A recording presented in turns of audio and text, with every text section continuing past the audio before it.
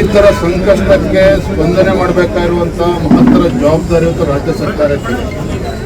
ಕಳೆದ 3 ವರ್ಷದಲ್ಲಿ ನಾವು ನೋಡ್ತಾ ಇದ್ದೇವೆ, ನೆರೆ ಬಂದಂಥ ಸಂದರ್ಭದಲ್ಲೂ ಕೂಡ ಕಾಂಗ್ರೆಸ್ ಸರ್ಕಾರ ರೈತರ ಸಮಸ್ಯೆಗಳಿಗೆ ಪರಿಹಾರ ಕೊಡೋದಕ್ಕೆ ಸಾಧ್ಯ ಆಗಲಿಲ್ಲ.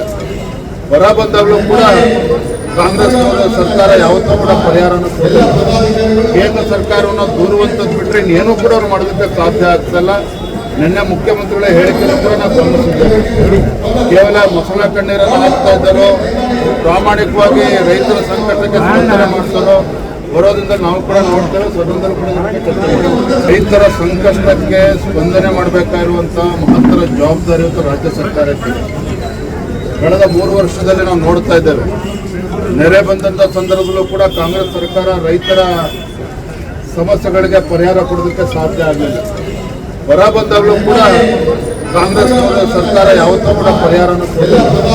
ಕೇಂದ್ರ ಸರ್ಕಾರವನ್ನು ದೂರುವಂಥದ್ದು ಬಿಟ್ಟರೆ ಇನ್ನೇನೂ ಕೂಡ ಅವ್ರು ಮಾಡೋದಕ್ಕೆ ಸಾಧ್ಯ ಆಗ್ತಿಲ್ಲ. ನಿನ್ನೆ ಮುಖ್ಯಮಂತ್ರಿಗಳ ಹೇಳಿಕೆಯನ್ನು ಕೂಡ ನಾವು ಗಮನಿಸಿದ್ದೇವೆ.